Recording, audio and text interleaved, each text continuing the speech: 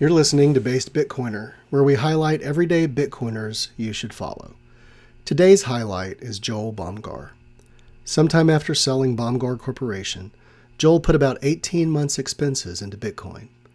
He's been living exclusively on Bitcoin ever since. You can find his content on Facebook, where he educates anyone who'll listen about Bitcoin. Joel is currently president of Prospera, a startup city on the island of Roatan, with a regulatory system designed for entrepreneurs to build better, cheaper, and faster than anywhere in the world. For this episode, we're bringing back a Facebook video Joel did on why you should buy Bitcoin rather than XRP Ripple. Hope you enjoy it. Hey everyone, this video is about Bitcoin versus Ripple / XRP. XRP is a sort of a crypto token that's issued by Ripple Labs. So I posted on Facebook sometime in the last few days that when the tide comes in, which is Bitcoin, that the trash floats to the top, which is Dogecoin, Shiba Inu, and I threw in there XRP, Ripple / XRP, and someone commented that, hey, wait a second, that's not trash, it has a real world use case. So I wanted to address that, and the first thing I'll say is, one, I know not that much about Ripple, XRP, etc. I have not done the research because the whole thing seems like a scam to me. And when all my scam radar goes off, it just doesn't seem like it's worth a huge amount of time. But I'm going to address what if it is a scam and then what if it isn't a scam. So, and for anybody who is a fan of Ripple or XRP, I would welcome you to please do a Facebook Live video, send me the link, or do a long voice note on Facebook Messenger and send it my way. Or if you've got some links you can send me, that would be helpful. I would love to hear them. So this video is my opinion, but it's also an open invitation for anyone who wants to defend Ripple and XRP to please send me stuff that attempts to prove me wrong, because I love reading stuff that attempts to prove me wrong. So Ripple and XRP, what is it? Well, it's a crypto token that's intended to compete with the SWIFT and Fedwire banking networks for cross-border payments. Now, the first red flag is the founding team behind it were behind Mt. Gox before they sold it. Mt. Gox was the cryptocurrency exchange that blew up in 2014 and lost like 850,000 Bitcoin. Like it was a huge deal. Anyway, well, some of the same key figures, I believe, are the same key figures in Ripple / XRP. And rather than the fair distribution network that Bitcoin has, where every single Bitcoin has to be mined by the use of real world electricity and computing power, Ripple is set up where there's 100 billion of them. And I think there's something like 57 billion in circulation, and they have another like 43 billion in escrow and all this sort of stuff. But it's super murky. So the first question is, well, how much are in circulation and as compared to how much are not in circulation? So with Bitcoin, 94% of all the Bitcoin that will ever be, it might be close to 95% right now, but I'll say 94% of all the Bitcoin that will ever exist have already been mined. They are already in circulation, and the remainder will roll out between now and 2140, which is 116 years. So we know with Bitcoin at every single point in time exactly how much Bitcoin there is right now, exactly how more Bitcoin will be released into the marketplace, and every single Bitcoin is backed by an amount of computational computing power and electricity in the ballpark of the value of the Bitcoin at the time it was mined. That is the what's called irrefutable costliness or unforgeable costliness, meaning you know that every Bitcoin is backed by electricity and computing power. That is not the same with Ripple and XRP. A huge amount of it is stored in escrow, and the escrow was supposed to be released by 2025, but then they bumped it to 2027, and basically it's super murky on when does this Ripple get dumped in the market, and who owns what, and how, and where, and all this sort of stuff. Anyway, it's just all the alarm bells of a massive mega scam go off in my mind, similar to Terra Luna, which blew up last year and wiped out $60 billion. And, you know, there's been a bunch of them, a bunch of scams. Same with FTX, etc. So it smells like, looks like, and feels like something that doesn't feel right to me. So that's the first big red flag, is that a bunch of the Ripple is owned by Ripple Labs. A bunch more of the Ripple, the XRP token is controlled by Ripple Labs. And the monetary policy, if there even was such a thing with regard to Ripple, is basically trust me, bro. And the problem is, trust me, bro, is a horrible monetary policy when you just have no idea how much XRP is going to be in circulation, how it's going to end up in circulation, and basically how your XRP is going to get diluted by all the other XRP. And I just think that, one of the original founders already dumped all of his XRP and walked away. It's just, the whole thing's a mess. Okay, so it looks like, smells like, feels like a scam coin that's going to end up in a rug pull. And a rug pull is basically when the whole thing collapses and the original founding team who reserved a bunch of the Bitcoin, or not Bitcoin, but XRP for themselves, basically walks away rich and you get screwed. So it looks like, feels like, and all of those things. But again, if you have evidence to the contrary, please send it my way. But, okay, so let's assume it's not a scam. Let's assume that the people who are in favor of XRP actually, that it's got a legitimate use value. Okay, even if it does, the question is, why on earth would you invest in it? And here's the logic. This is a problem that is shared by every utility token, which is a utility token, unlike Bitcoin, which stores value, which means as it gets more expensive, it actually does its job better. Unlike Bitcoin, which gets better at doing its job the more expensive it gets, and therefore there's an incentive for the price to rise, a utility token is the opposite. There's an incentive for the price to go down or for people to switch to a different technology. So there's no benefit with a utility token of the token itself being expensive. And as the token gets more expensive, people move to other platforms because that is the economic incentive. So for example, everybody thought Ethereum was the next big thing. And I dumped all the Ethereum I owned back in 2021, back in either March or April of 2021. So 3.5 years ago, 3.5 years ago, I sold what little Ethereum I had because I came to the same conclusion 3.5 years ago. So this is the conclusion I came to 3.5 years ago that apparently other people have still not come to, which is wait. If Ethereum becomes successful, which it started to be, then Ethereum will get more expensive, which happened, at which point it will not be affordable to transact on the Ethereum network, which happened, at which point people will switch to another platform, which happened, at which point the price of Ethereum as compared to Bitcoin will be way lower, which also happened. Okay, so all of that happened, and people switched over to Solana, mostly Solana and Tron and Algorand and a bunch of other platforms. Okay, so I just don't understand why the same would not happen in the case of XRP.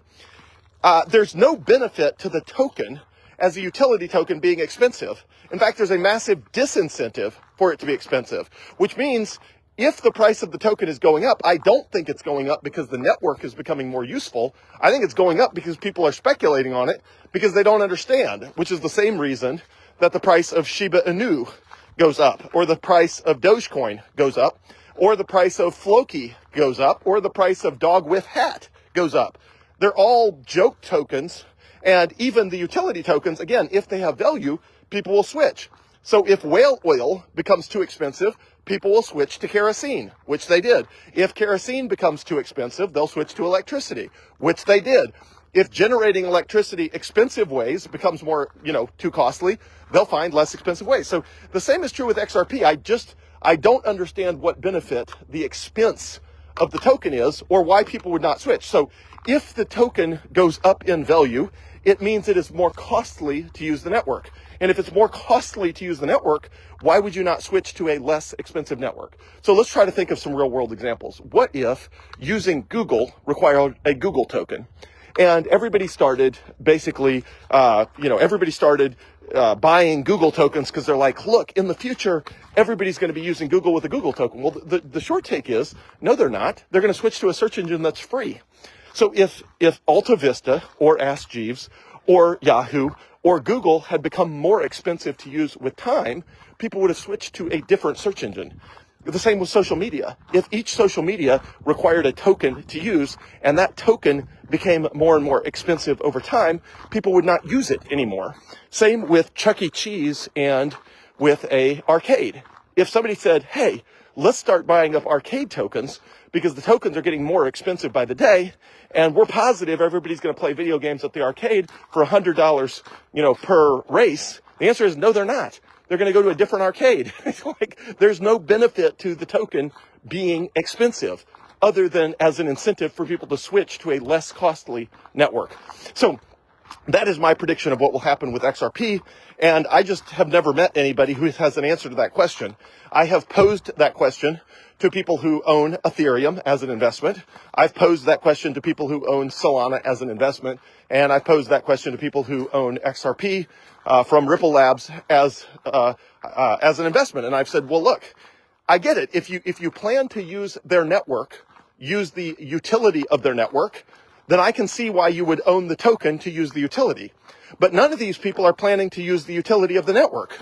They're all planning on the price going up with the belief that someone else somewhere will use the utility of the network.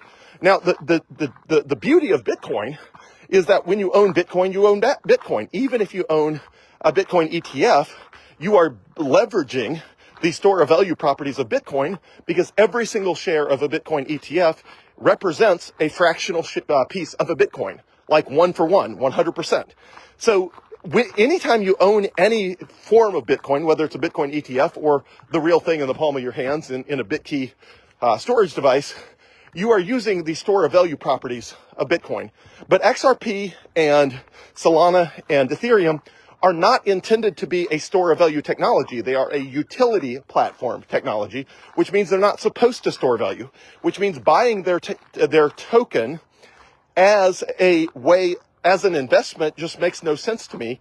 And again, unless you intend to use their token for whatever its intended purpose was. And I can promise you, none of the people I know who own XRP are planning to do cross-border remittances and need the XRP token to do that. That is not why they own it. They own it as an investment.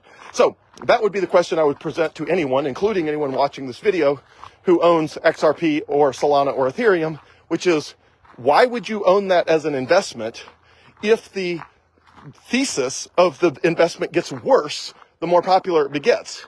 If the token price goes up, the cost to transact on that network goes up, and the incentive to switch to a different network goes up, thereby making your investment go down. It's a classic case of something that, there's certain assets that get better at doing their job the higher their cost. So, for example, luxury goods. The more expensive a Rolex is, the better it communicates to the world that you're rich, which I don't wear a Rolex and I never will. But the point is, cost is an asset. But for the vast majority, and same with Bitcoin, the more expensive Bitcoin is, the better it stores value, and therefore more people adopt it, and therefore it goes up in value. It gets better with price. Utility tokens do not work that way. They get worse with price, and the incentive to switch to a different network goes up. And again, I just don't know why these networks wouldn't eventually trend towards zero, because the actual cost to run these networks is almost zero. And so why would the utility token that runs the network increase in value? So if anybody has a question, has an answer to that question, let me know. If you have articles I need to read, let me know. If you have specific podcast episodes that answer that question, please send them to me, because nobody seems to have those things, at least nobody I've been able to talk to or find. And I would love to know someone, again, who owns XRP or Solana or Ethereum. I would love to know what your investment thesis is and why you think the token will become more, why you think people will not just switch to a different platform as the token gets more expensive, because these are not sticky platforms.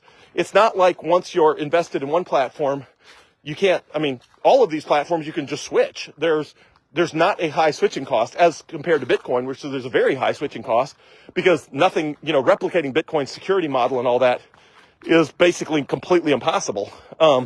Replicating a token like Solana or Ethereum or XRP is just not hard. There's like a bunch of them. Those are the most common recent ones, but there's a bunch of other ones. There's Tron. There's just a bunch of them. So I just don't understand the investment thesis. And I get the impression when I talk to people who own those assets that they don't seem to have I have not heard any of them articulate a coherent investment thesis for why they own the asset and why it will increase in value, other than just pure speculation. And heck, if you're speculating, well, okay, but I would never speculate. Speculating is a bad investment approach. The correct investment approach is to come up with a deep conviction on a technology or a value proposition, thoroughly research that, build a deep conviction in that value proposition or that thesis, and then invest accordingly, which is what I do, which is why I own 100% Bitcoin, and I do not own any other crypto or any other smart contract platform or any of these other things, because I don't have any conviction that any of those are a good investment for all the reasons I've said. So if you do have a conviction, I would love to hear it. Send it my way. I like to think I'm open-minded, and I will certainly read or listen to any resources you send my way that would attempt to disprove my thesis that you should invest exclusively in Bitcoin and not in Ripple/XRP or in Solana or in Ethereum or any of those other coins. Hope it helps. Send me resources if you disagree. I promise to read or listen to any resources you send me that disagree with my point of view, and I would be honored to do that. Thanks. If you enjoyed this episode, why not follow our guest, Joel Baumgar, and us, Base Bitcoiner, on X. Also, we'd love your help. If you know of interesting Bitcoiners who are maybe little known but absolutely based, introduce them to us on X. Sailor and MSTR are great, I think, but Bitcoin is worth buying even if you don't have your own stock ticker. Until next time, stack sats, stay based.